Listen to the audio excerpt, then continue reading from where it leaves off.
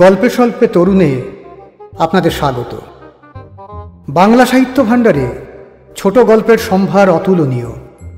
মণিমাণিক্য খচিত সেই সব ছোট গল্প নিয়েই আপনাদের সামনে আমি তরুণ।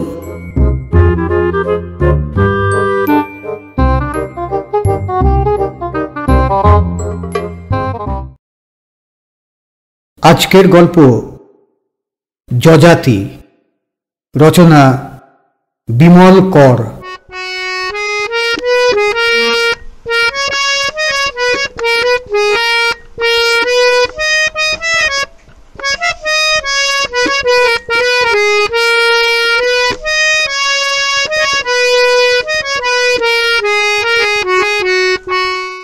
বায়না করতে নয়, আগে ভাগে একটা আঁচ নিতে এসেছিল ওরা। খুব একটা ভরসা নিয়ে আসেনি।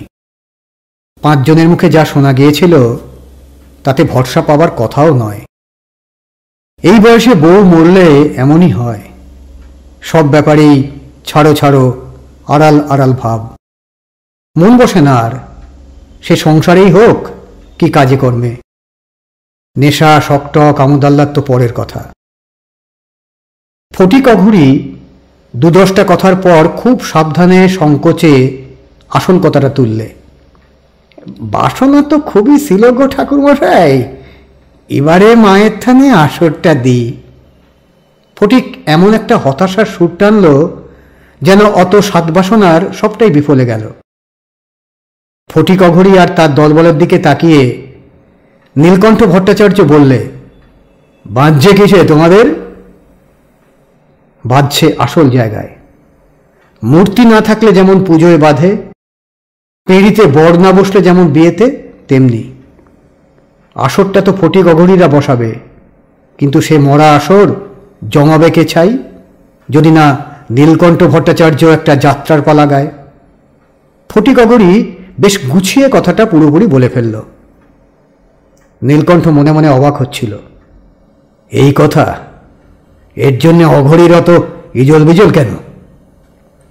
নীলকণ্ঠর গোল ভরাট তামাটে মুখের গোড়ায় বেশ একটু কৌতুক আর হাসির ছোঁয়া লাগলো। ঈষৎ লালচে চোখ আর ধূসর মণি দুটো ফটিক অঘরীর রোগা সোগা মুখের ওপর রেখে নীলকণ্ঠ বললে, আমি পালা গাইব না, এটা তুমি ঠাউরালে কি করে অঘরী? আমি কিছু ঠাউরাই নাই ঠাকুরমশাই। ফটিক মাথা নেড়ে দুহাত প্রায় করজোড়ে ভঙ্গিতে বুকের ওপর তুলে ধরে তাড়াতাড়ি জবাব দিল, ই সোঁড়াদের বিশ্বাস আসছিল না। সঙ্গীদের দেখিয়ে দিল ইশারায়, দোষ নাই উদেরও, যা সপ্তাহ গেল আপনার, পালাটালা ফিরে আবার গাইবেন বিশ্বাস লাগে না। হ্যাঁ তবে কি না? নীলকণ্ঠ বাধা দিল ফটিকের কথায়, বললে, যতদিন গলা আছে বুঝলে অঘরী, পালা আমি গাইব, আর হাতে খাগের কলমটা যতদিন আছে পালাও আমি লিখব, জেনে রাখো তুমি। ফটিক তাড়াতাড়ি আসল কথাটা শুধল, নতুন পালা কিছু লিখলেন নাকি ঠাকুরমশাই? না। নীলকণ্ঠ মাথা নাড়লে, না লেখেনি। ফটিক সুযোগটা হারাতে চায় না। মুখের হাসিটা আরো বিনীত করে বলল, যদি অন্তরের কথাটা শোনেন ঠাকুরমশাই তবে বলি, আমাদের ইচ্ছাই ছিল এবার মাথানে একটা নতুন পালা জমাই, তাই তো এলাম আপনার কাছে। অল্প একটু থামল ফটিক, নীলকণ্ঠর মনোভাবটা বোঝবার চেষ্টা করল, তারপর বলল, তা বাসনাটা আমাদের পূর্ণ করেই দেন না হয়। নীলকণ্ঠ আধশোয়া ভঙ্গিতে বসেছিল। ফটিক অঘরীর দেওয়া সিগারেটে টান দিতে দিতে চোখ দুটি একটুক্ষণের জন্য বুঝল। চোখ খুলে বলল, হবে গো অঘরী, তোমাদের আসরের জন্য নতুন পালা একটা লিখব। কাজকর্ম তো আজকাল ছেড়েই দিচ্ছি, ব্যাটার ঘাড়ে চাপাইছি সব, সময় আছে হাতে, হবে ক্ষণ। তাহলে আমি নিশ্চিন্ত হই। ফটিক কথার জন্য নীলকণ্ঠের মুখের দিকে তাকিয়ে থাকল।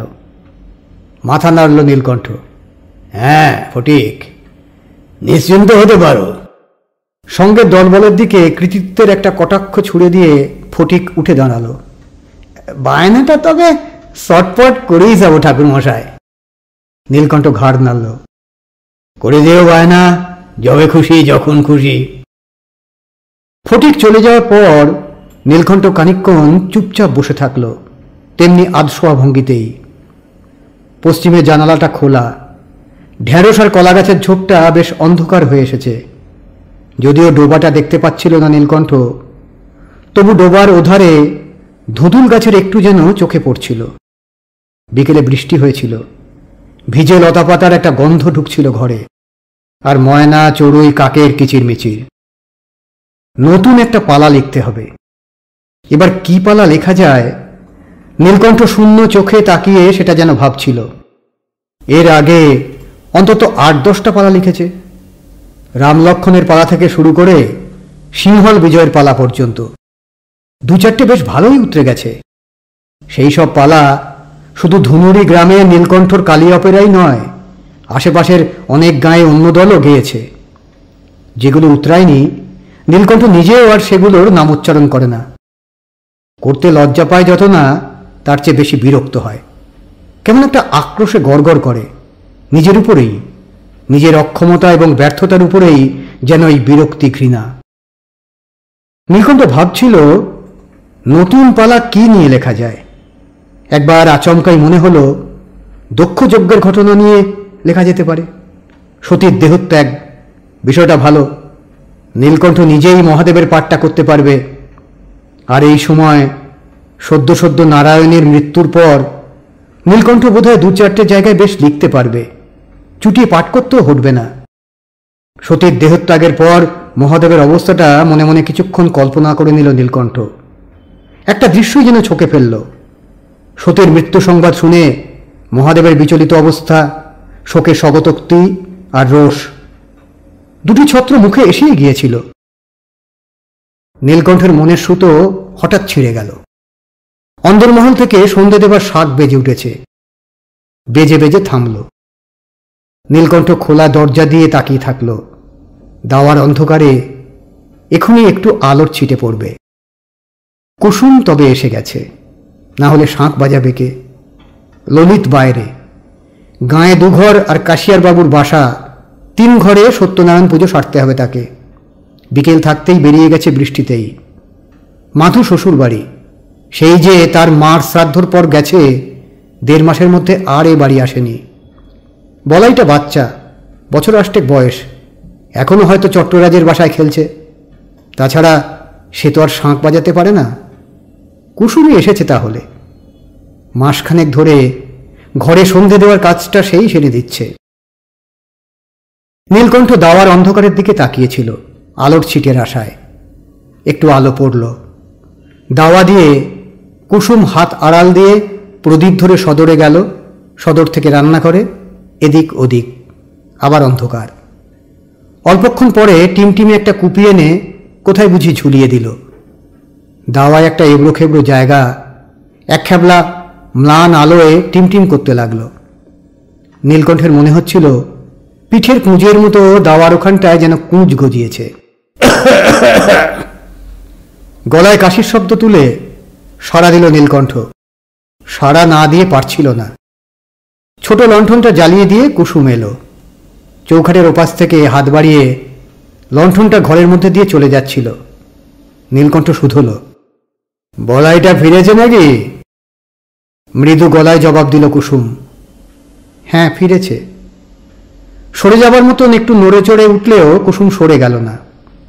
নীলকণ্ঠ আর কি বলে যেন তা শোনার অপেক্ষায় দাঁড়িয়ে থাকল। নীলকণ্ঠ বললে, পাকঘরে আগুন টাগুন আছে নাকি? টুকুন চা খেতাম। কুসুম মাথা ঘাড় আস্তে একটু নোয়ালো। আগুন থাক না থাক, চা সে তৈরি করে দিচ্ছে। কুসুম চলে গেল। নীলকণ্ঠ জ্বলন্ত লণ্ঠনটার দিকে চেয়ে থাকল কপলক।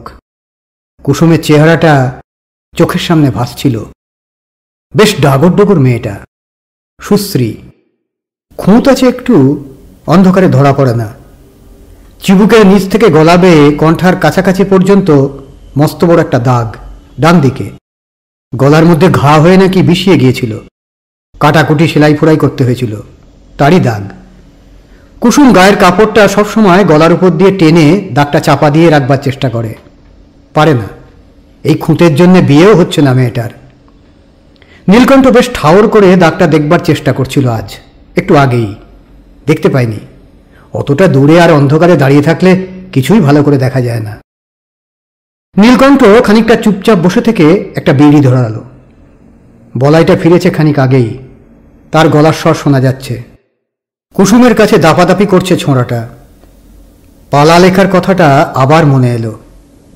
কি যে লেখা যায়? দক্ষযজ্ঞের পালাটায় কি লিখবে নাকি? চা নিয়ে এলো কুসুম। নীলকণ্ঠ 18 বছর এই সুগরমের মেয়েটাকে আরো একবার ভালো করে দেখবার চেষ্টা করল। বুঝলে কুসুম, কড়িগা থেকে ফটি গগরিরা এসেছিল। কুসুম চলে যেতে যেতে দাঁড়ালো নীলকণ্ঠর কথায়, ফিরে তাকালো। নীলকণ্ঠ হাসি হাসি মুখে বললে, পালা গাইতে চায়, বলে একটা নতুন পালা লেখেন ঠাকুর মশাই। নীলকণ্ঠ কথাটা যেন শুনিয়ে শুনিয়ে বলছিল, ঈষৎ গর্ব ভরে। কুসুম চৌকাঠের কাছাকাছি দাঁড়িয়ে এই দিকেই তাকিয়েছিল, নিচু মুখে চুপচাপ। গালের আর গলার একটা পাশে খানিকটা অন্ধকার ভরাট ছিল। নীলকণ্ঠ আর কোনো কথা বলছে না দেখে কুসুম আস্তে আস্তে চলে গেল। চা খেতে খেতে নীলকণ্ঠ কুসুমের সরে যাওয়া লক্ষ্য করলে। পালা লেখার কথাটাও ভাবতে লাগলো। দক্ষযজ্ঞের বিষয়টা একবার মনে হয়েছিল মাত্র, কিন্তু বিষয়টায় তেমন কোনো আকর্ষণ পাচ্ছিল না। বড় পুরনো, আর সেই এক সতী সতী, কোনো রস নেই। বউ মরল তো খ্যাপামি। না, নীলকণ্ঠের এসব ভালো লাগে না। মরণ মরণ, তার জন্য এত হই হই করার কি আছে? ধুলে গড়াগড়ি দেবার, লুটুপুটি খাবার কি মানে? না, নীলকণ্ঠের এসব পছন্দ নয়। এ পৃথিবীতে যে কদিন আছো আনন্দ করে থাকো, যার যেমন সামর্থ্য তেমনি। সুখ পাওয়াটাই বড় কথা, শোকতাপ পাওয়াটা নয়। তা যদি পেতে চাও তবে ভিখিরি হও, ভদ্রলোক হওয়া কেন? কেন এই জমিদারি আগলানো, সংসার পাতা, বাড়ি বাড়ি চাল কলা গামছার জন্য হাঁটাহাঁটি? নীলকণ্ঠ বোধহয় ব্যাপারটা ভালো করে বুঝে সুঝে সব ছেড়ে দিয়েছে, বৃত্তিটা পর্যন্ত। এই গাঁয়ের একমাত্র যাজক বলতে গেলে। পুজো পার্বণ তো লেগেই ছিল। আজ শনি, কাল সত্যনারায়ণ, পরশু দুর্গা, তরশু কালী, 12 মাসে 13 কেন 23 পার্বণ। উপবাসের পর উপবাস করো, দিন নেই রাত্রি নেই, বর্ষা বাদল নেই। আজ এর উপনয়ন তো, কাল ওর শ্রাদ্ধ। শুভদিনে নির্ঘণ্ট খুঁজতে খুঁজতে চোখে ছানি পড়ার জোগাড়। পুজোর মন্ত্র পড়তে পড়তে ফুসফুসটা ফুটে হয়ে যাবার অবস্থা। ভালো লাগেনি আর। ভালো লাগতো না মোটেই নীলকণ্ঠর। ছেলেটাকে সঙ্গে সঙ্গে নিয়ে ঘুরত। এখন তার হাতেই আস্তে আস্তে সব ছেড়ে দিয়েছে। তা বছর 22 বয়স হতে চলল ললিতের। বেশ কাজের ছেলে, ধর্মে কর্মে মতি আছে, হিসেবপত্তরেও। যজমানদের বাড়ি যায় যেমন, তেমনি জমি জায়গা ফলন টলনের সবটাই দেখাশোনা করে। নীলকণ্ঠ এসব ব্যাপার থেকে হাত ধুয়ে ফেলেছে এই 45 বছর বয়সেই। বয়সটা যে যথেষ্ট, নীলকণ্ঠ নিজের দিকে তাকিয়ে তা কোনোদিনই মেনে নেয় না। বেঁচে থাকতে নারায়ণী যদি কখনো বয়সের কথা তুলে খোঁটা দিয়েছে, নীলকণ্ঠ ভীষণ চটে উঠত। বলতো, বয়স আবার কি? যতদিন শরীরে ক্ষুধা আছে, কাম আছে, ভোগের ক্ষমতা আছে, ততদিন মানুষ জোয়ান। যখন থাকবে না, তখন সে জরাগ্রস্ত, অক্ষম, অচল। আমার আবার বয়স কি?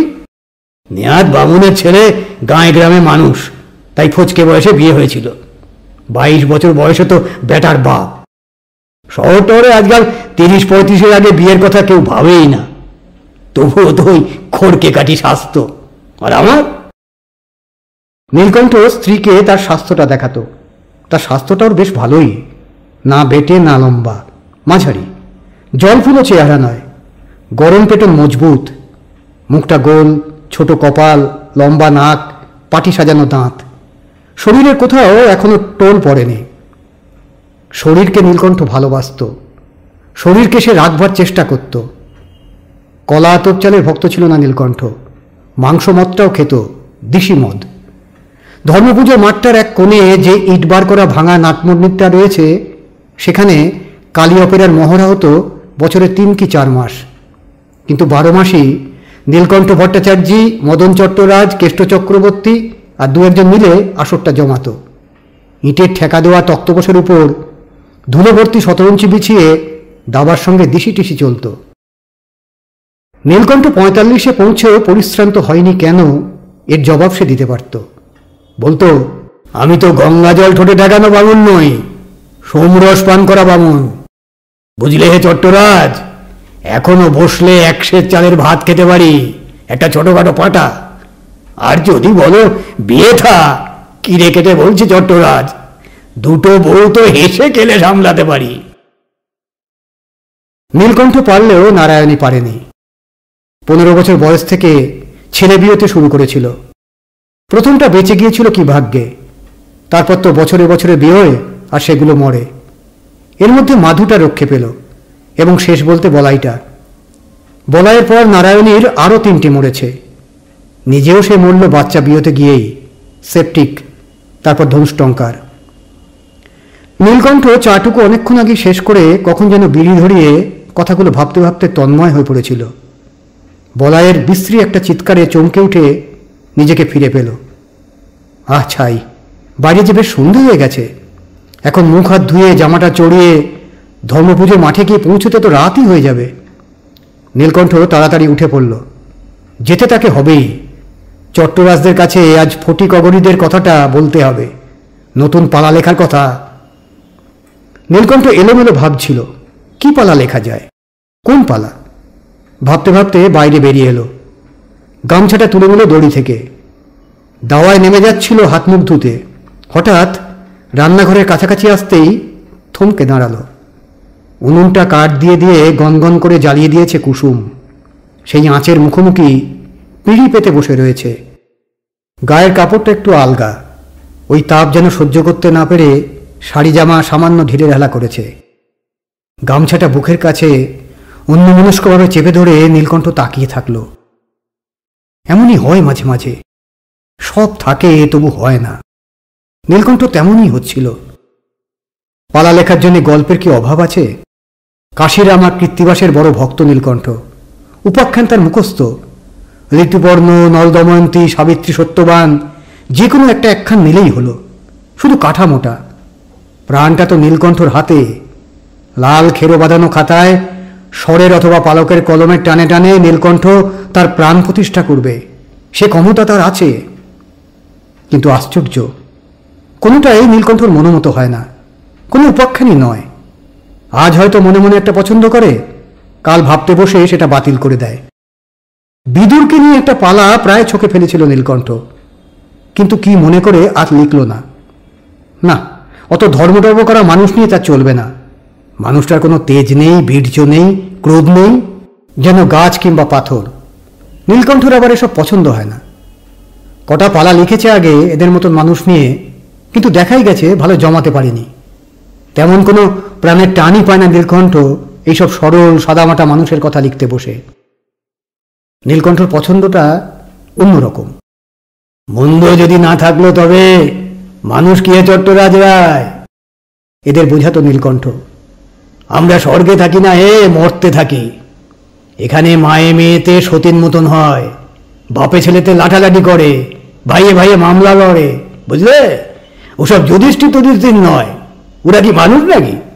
হ্যাঁ, লেখো দেখি একটা পালা দুর্যোধনকে নিয়ে, কি দুঃশাসনকে, জমে যাবে। কেন? আমি যে কৈকেয়ী পালাটা লিখেছিলাম গো, দেখলে তো কতবার গাইলাম পালাটা। মুশকিল এই যে নীলকণ্ঠর পছন্দের মতন চরিত্র কি আখ্যান যা ছিল আগেই ফুরিয়েছে, এখন আর নতুন করে কিছু খুঁজে পাচ্ছে না। অথচ ফটিক অঘরীরা সময় মতন বায়না করে গেছে। নীলকণ্ঠ টাকাটা নিয়েছে, কাগজে সইও দিয়েছে।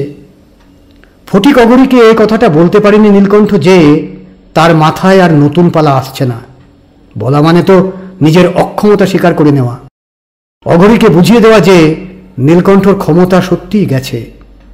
নীলকণ্ঠ তা পারে না, ভাবতেও তার আপত্তি। এটা নিছকই ভাগ্য যে বামুনের ঘরে জন্ম নিয়েছিল নীলকণ্ঠ। তার 7 পুরুষের বৃত্তিটাই ছিল যাজকের, গামছায় শালগ্রাম বেঁধে ঘরে ঘরে ঘণ্টা নাড়াতে আর চাল কলা সিধে আনতে যাওয়া। নয়তো আসলে অন্য মানুষ, স্বভাবে খানিকটা নাস্তিক, খানিকটা অবিশ্বাসী, আত্মপ্রত্যয়ী, সুখ আর ভোগের প্রত্যাশী। আর মনে মনে মানুষটা শিল্পী। শিল্পী ছাড়া কি বা হতে পারে? কৈশোর থেকে যাত্রাগানে তার মন মজে গিয়েছিল। তখন থেকেই গাঁয়ের যাত্রায় পাটটাট করত। তারপর দিনে দিনে এটা তার নেশা হয়ে দাঁড়ালো, সাংঘাতিক নেশা। নিজের একটা দলই গড়ে ফেলল নীলকণ্ঠ, কালী অপেরা। এ কালী মা কালী নয়, কালীপদ ঘাঁটি। টাকা দিয়েছিল প্রথমটায় যাত্রা দল গড়তে, তাই তার নামে নাম। নীলকণ্ঠ দল গড়েছে, দল বজায় রেখেছে। কাছাকাছি শুধু নয়, দূর দূর গ্রামে পালা নিয়ে সুনাম লুটে নিয়ে এসেছে। পালাও লিখেছে নতুন নতুন। একটা পালা তো চিতপুরে তরুণ অপেরা কিনে নিল। সেটা ছাপা বই পাওয়া যায় কলকাতায়, পাঁজিতে তার বিজ্ঞাপন ছাপা হয়। এ হেন নীলকণ্ঠ আজ আর নতুন পালা লেখার বিষয় খুঁজে পাচ্ছে না। মনে মনে যাও বা একটা বাঁচে, কিছুক্ষণ পরেই সেটা মনে হয় পুরনো, অচল। খুঁতখুত করে মন। নীলকণ্ঠ বাতিল করে দেয়। ফটিক অঘরীর কাছ থেকে বায়না নেবার পর 20টা দিন কেটে গেল। নীলকণ্ঠ কিছু ঠিক করতে পারল না, একটা লাইনও লিখতে পারল না। ছটফট করছিল নীলকণ্ঠ। মনে মনে ভীষণ একটা অস্বস্তি আর অক্ষমতার রোষে পুড়ছিল। সময় তো আর বেশি নেই। পালা লিখতে হবে, মহড়া বসাতে হবে, দরকার হলে নাচের মাস্টারকে দিয়ে ছোড়াগুলোকে আরো নতুন নতুন নাচ শেখাতে হবে। নীলকণ্ঠ তার ঘরে সারাদিন বসে বসে কাশিরাম দাসের মহাভারতটার পাতা উল্টে যায়। মাঝে মাঝে কোনো একটা পাতায় চোখ রেখে অনেকক্ষণ বসে থাকে, তারপর বইটা বন্ধ করে দেয়।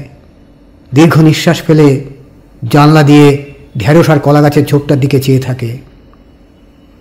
চট্টরাজ সেদিন শুধল, কে ভট্টাচার্যি, লিখলে নাকি কিছু? না। আস্তে আস্তে মাথা নাড়ল নীলকণ্ঠ। নীলকণ্ঠের মুখের দিকে খানিকক্ষণ একদৃষ্টে চেয়ে থেকে চট্টরাজ বললে, হলো কি তোমার? একটু থেমে আবার বললে, পরিবারটা মরে তোমার মাথাটাই গন্ডগোল হয়ে গেল যে। এটা ছাড়লে, সেটা ছাড়লে, পালা লেখাটাও ছাড়লে তুমি। নীলকণ্ঠ কোনো জবাব দিল না। অনেকক্ষণ বন্ধুর দিকে ছলছল চোখে তাকিয়ে থেকে শেষ অবশিষ্ট তাড়িটুকু এক চুমুকে গলায় ঢেলে নিল। পরের দিন নীলকণ্ঠ ভীষণ একটা গো নিয়ে সকাল থেকেই নতুন একটা খাতা খুলে বসেছিল। সস্তা একটা কাঠের ডেস্ক, স্বরের আর পালকের কলম, এক দোয়াত কালি, কাশিরাম দাসের মহাভারত আর কৃত্তিবাসের রামায়ণটা পাশে, এক বান্ডিল বেরি, দেশলাই। সকালটা কেটে গেল। একটা অক্ষরও লিখতে পারল না নীলকণ্ঠ। দুপুরে স্নান খাওয়া করে আবার বসল, নতুন এক বান্ডিল বিড়ি আর এক কৌটো পান নিয়ে। পানের সঙ্গে বিড়ির ধোঁয়া এমন একটা আচ্ছন্ন তন্দ্রা আনল যে নীলকণ্ঠ ঘুমিয়ে পড়ল। ঘুম ভাঙল যখন, তখন বিকেল শেষ হতে চলেছে। ডোবার ওপারের ধুধুল ঝোপে ফুরনো বিকেলের ম্লান একটু আলো, একটা ঘুঘু ডেকে চলেছে। ধর্মর করে উঠে বসে নীলকণ্ঠ ডেস্কের দিকে তাকালো। খেরোয় বাঁধানো খাতাটাও তেমনি পড়ে আছে, রামায়ণ মহাভারতটাও পাশাপাশি সাজানো। মুখে চোখে জল দেবার জন্যে খড়মটা পায়ে লাগিয়ে বাইরে বেরিয়ে এলো নীলকণ্ঠ। পূব দিকের দাওয়ায় দড়ির খাটিয়াটায় ললিত বসে আছে, খুব অন্যমনস্ক, খেয়াল নেই কিছু। নয়তো নীলকণ্ঠ খড়মের শব্দে চোখ ফিরিয়ে তাকাতো অন্তত একবার। বলাইটা এক বাটি মুড়ি নিয়ে সদরের কাছে দাঁড়িয়ে দাঁড়িয়ে আপন মনে ছড়া কাটছে। নীলকণ্ঠ খড়মের শব্দ তুলে মুখ হাত ধোবার জায়গাটার কাছে গিয়ে উবু হয়ে বসল। মুখ চোখে জল দিতে গিয়ে যেন চোখে পড়ল হঠাৎ। তাকালো নীলকণ্ঠ।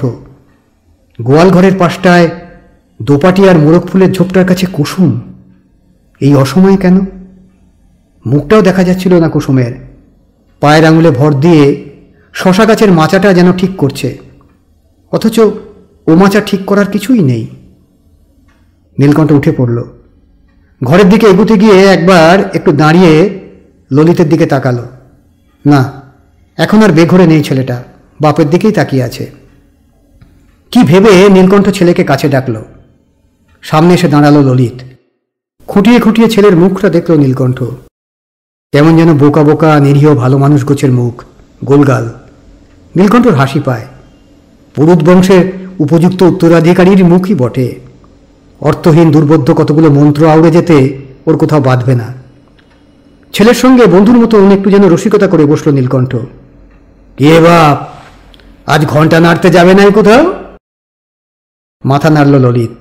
হ্যাঁ যাবে, লক্ষ্মী পুজো আছে সিংহীদের বাড়িতে। ঠিক ঠিক, আজ লক্ষ্মীবার। নীলকণ্ঠ ভুলেই গিয়েছিল। আর ওটার কি হলো? হালটার হারু গোমস্তার কাছে গিয়েছিল নাকি? ললিত এবার মাথা নাড়ল। গিয়েছিল গোমস্তার কাছে, মিটমাট হয়ে গেছে সব। বেশ বেশ। ছেলেকে বাহবা দেওয়ার মতো করে শব্দটা উচ্চারণ করলে নীলকণ্ঠ। একটু থেমে বললে, রাতে একবার আমার কাছে এসো হে, কথা আছে কটা। নীলকণ্ঠ আর দাঁড়ালো না, খড়মের শব্দ তুলে নিজের ঘরে চলে গেল। ঘরে এসে আবার চুপচাপ। কটা বেরি পরপর শেষ করল নীলকণ্ঠ। খেরোয় বাঁধানো তার সাদা পাতাগুলো অনর্থক উল্টে গেল। নামলো তক্তপোষ থেকে, পায়চারি করল কবার, জানলা এসে দাঁড়ালো। ডোবার কালো জলের একপাশে একটা হাঁস এখনো খাবার খুঁড়ছে। ডাব গাছের লম্বা ছায়া ডোবা ডিঙিয়ে কোথায় যেন অন্ধকারে মিশে গেছে। সন্ধে হয়ে গেল, শাঁখের শব্দ শোনা যাচ্ছে। নীলকণ্ঠ নিজের অস্থিরতা নিজেই বুঝতে পারছিল। মনের মধ্যে অনেককাল পরে সেই বিশ্রী চাঞ্চল্য আবার এসেছে। আবার সেই তুষের জ্বলন। একটা কথা যেন ভয়ঙ্কর অন্ধকার থেকে খানিকটা মুখ বার করে নিজেকে চিনিয়ে দিয়েছে। ছটফট করছিল নীলকণ্ঠ, কপালে একটু একটু ঘাম জমছিল, নিঃশ্বাস দ্রুত পড়ছিল মাঝে মাঝে। সন্ধ্যা দিয়ে শাঁখ বাজিয়ে রোজগার মতন আজও লণ্ঠন রাখতে কুসুম ঘরে এলো। নীলকণ্ঠ বললে, একটু জল খাওয়া তো। জল দিয়ে গেল কুসুম। নীলকণ্ঠ যে কি ভীষণ তৃষ্ণার্ত ছিল জলের ঘটিটা শেষ করে তা যেন বুঝতে পারল। লণ্ঠনটা ডেস্কের উপর চাপিয়ে হঠাৎ খেরোয় বাঁধানো খাতাটা খুলে ফেলল নীলকণ্ঠ। সাদা পাতাগুলো যদিও সাদা, নীরব ছিল, তবু নীলকণ্ঠ এখন যেন ওই সাদা পাতার মধ্যে অনেক কালো রেখা দেখতে পাচ্ছিল। অজস্র কথা। চমকে উঠল নীলকণ্ঠ, হাতটা সরিয়ে নিল খাতা থেকে। ঘরের চারপাশে তাকালো, না, কেউ নেই। লণ্ঠনের শীষটা আরো খানিক বাড়িয়ে দিল। নীলকণ্ঠ মনে মনে সত্যিই তবে নতুন একটা পালা তৈরি করে ফেলেছে। এতদিন চুপচাপ থাকেনি। অবশ্য পালাটা শেষ হয়নি, অর্ধেকও নয়, তবু অনেকটাই হয়েছে। নিজের মুখ নিজে দেখতে পাচ্ছিল না নীলকণ্ঠ, কিন্তু অনুভব করতে পারছিল ৪৫ বছরের কঠিন তামাটে মুখটা এখন আঁচে ঝলসে যাচ্ছে। নিঃশ্বাস তপ্ত, চোখের মধ্যে সাংঘাতিক জ্বালা, বুকের মধ্যে যন্ত্রণা অসহ্য। নীলকণ্ঠ ঘামছিল দরদর করে। সারা শব্দ নয়, কিন্তু নীলকণ্ঠ বুঝতে পারল পাথরের গেলাসে চা নিয়ে কুসুম সামনে এসে দাঁড়িয়েছে। দৃষ্টিটা স্বচ্ছ নয়, একটু ঘোলাটে, খানিকটা হয়তো বিকারের রোগীর মতন। লণ্ঠনের শীষটা আচমকা শেষ পর্যন্ত বাড়িয়ে দিয়ে নীলকণ্ঠ কুসুমকে দেখতে লাগল। চুপ করে দাঁড়িয়ে কুসুম, ভয় না, শুধু অবাক চোখেই সে তাকিয়েছিল, চায়ের গেলাসটা হাতে ধরেই। লণ্ঠনের বাড়ানো পোলতের শীষ উঠে কাঁচটা কালো হয়ে এলো। ঝাপসার অন্ধকার দেখাচ্ছিল কুসুমের গোটা শরীরটাই। নীলকণ্ঠ চোখের দৃষ্টিকে হয়তো আরো তীক্ষ্ণ, আরো উজ্জ্বল করার চেষ্টা করল, পারল না। তার আগেই শীষের কালোয় কালোয় লণ্ঠনের সমস্ত কাঁচটা ভরে গেছে। চির খাওয়ার শব্দ করে কাঁচটা ফেটে গেল। এতক্ষণে যেন নিজেকে ফিরে পেল নীলকণ্ঠ।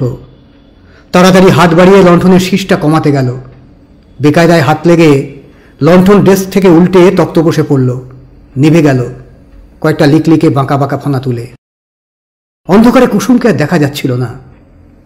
নতুন করে বাতি জ্বালিয়ে সত্যি সত্যি নীলকণ্ঠ এতদিন পরে আজ আবার লিখতে বসে গেল। কি সহজে এবং অক্লেশে এখন কথাগুলো মনে হলো। এতদিন কোথায় ছিল এই কথা?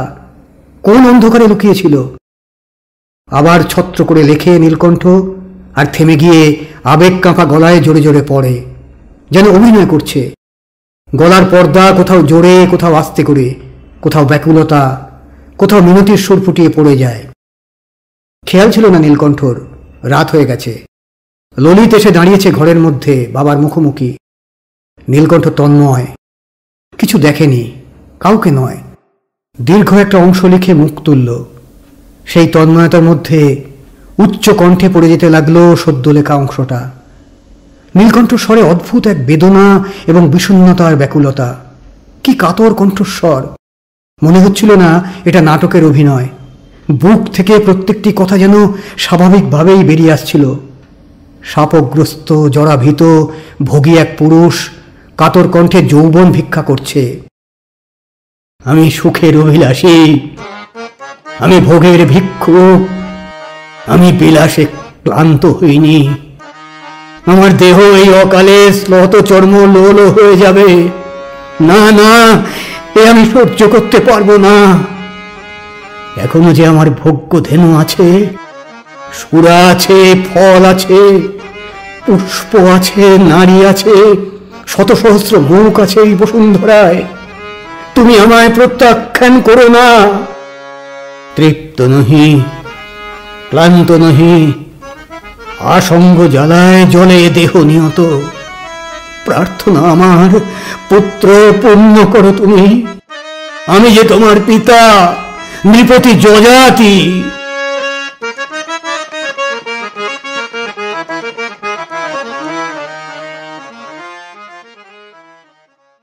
নীলকণ্ঠ নয়, রাজা যযাতি যেন পুত্র পুরুর কাছে করজোড়ে ভিক্ষুকের মতন অশ্রু সজল কণ্ঠে ভীষণ একটা আবেদন জানিয়ে কাতর প্রত্যাশী চোখে চেয়ে থাকল।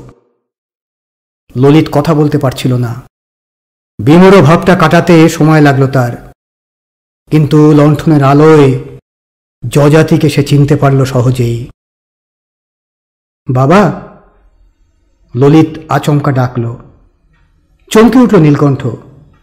ললিত সামনে দাঁড়িয়ে, একেবারে মুখের কাছটিতে। আর কেউ নেই, লণ্ঠনের একটু আলো আর পিতা পুত্র। নীলকণ্ঠ যেন কিছু একটা বলবার চেষ্টা করছিল, পারছিল না। ললিত খুব মৃদু কিন্তু স্পষ্ট গলায় বললে, মেয়ে ছেলে বাসায় না থাকলে বড় অসুবিধা ঘটছে। একটা বিয়া করুন আপনি, কুসুমকেই করুন, ভালো মেয়ে। ললিত আস্তে আস্তে ঘর ছেড়ে চলে গেল। নীলকণ্ঠ চুপ। ইচ্ছে হচ্ছিল চিৎকার করে ললিতকে একবার ডাকতে পারছিল না। লণ্ঠনের শিখাটা যযাতির চোখের মতন জ্বলছে।